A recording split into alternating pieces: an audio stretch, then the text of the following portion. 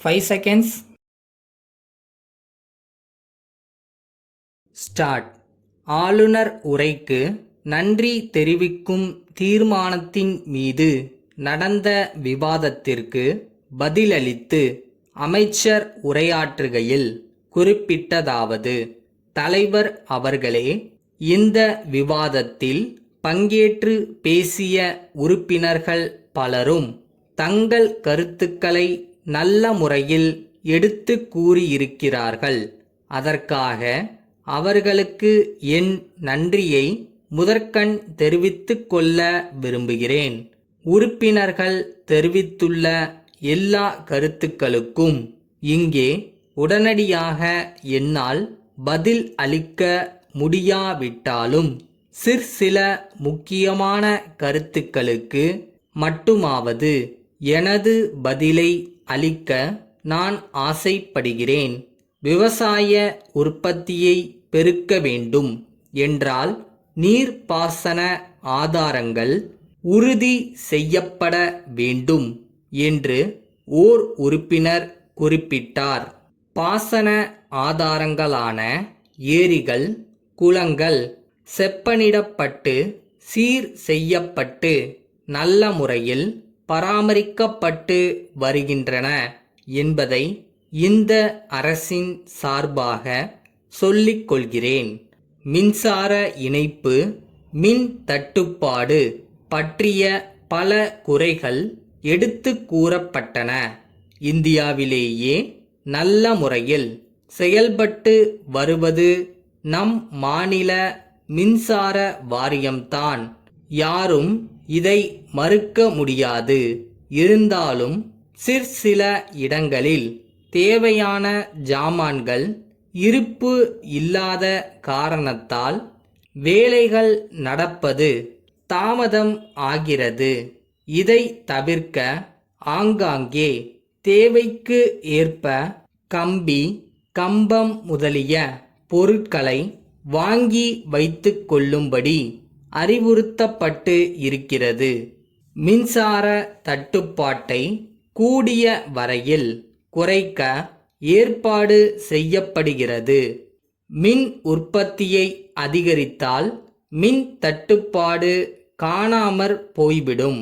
பல முறைகளிலும் மின் உற்பத்தியை அதிகப்படுத்த பல்வேறு திட்டங்கள் செயல்படுத்தப்பட்டு வருகின்றன.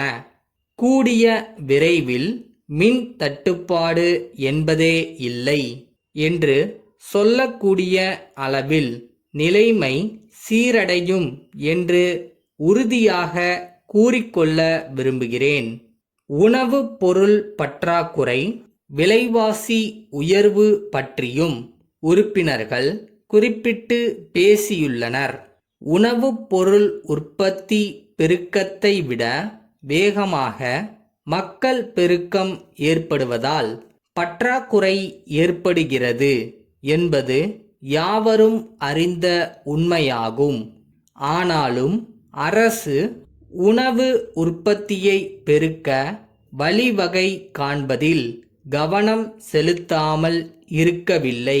விவசாயிகளுக்கு தேவையான நேரத்தில் தேவையான இடுபொருட்களை கொடுத்து பாசன வசதிகளுக்கு வழி செய்து உற்பத்தியை அதிகரிக்க எல்லா வகையான ஊக்கமும் அளித்து வருகிறது.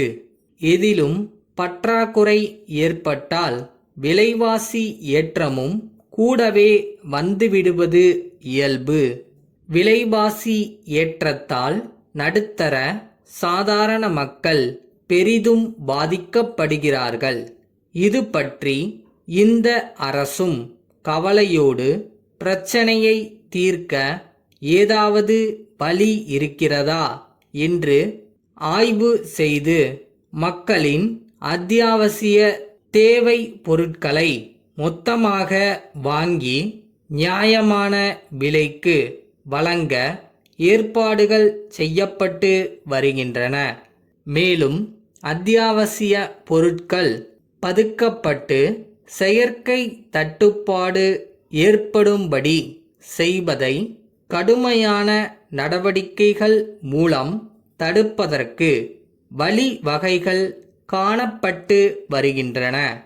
மேட்டுப்பாளையம் திருவாளர்கள் தங்கம் சகோதரர்களுக்கு சென்னை சினிமா தயாரிப்பாளர் கிருஷ்ணன் எழுதிய கடிதம்.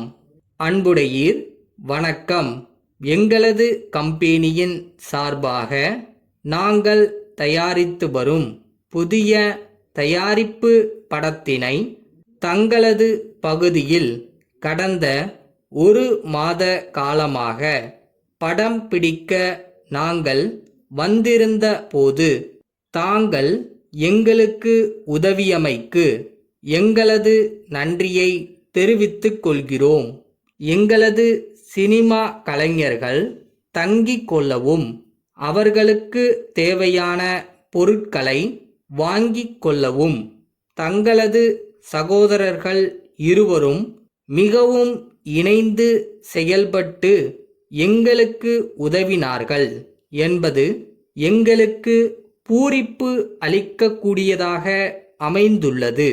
மேலும் முக்கிய கலைஞர்கள் வசதியாக தங்கிக் கொள்ளும் வகையில் தங்களது தொழிற்சாலையில் உள்ள விருந்தினர் மாளிகையில் தங்கும் வசதி செய்து கொடுத்தமைக்கும் சில காட்சிகளை படம் பிடிக்க தங்களது தொழிற்சாலையை பயன்படுத்திக் கொள்ள அனுமதி வழங்கியமைக்கும் நாங்கள் உவகையுடன் நன்றி தெரிவித்துக் கொள்கிறோம். தாங்கள் ஒருமுறை சென்னைக்கு தங்களது குடும்பத்துடன் வந்து எங்களுடன் சில நாட்கள் தங்கியிருக்க அன்புடன் கேட்டுக்கொள்கிறோம். தங்கள் நம்பிக்கையுள்ள கிருஷ்ணன் சகோதரர்கள்.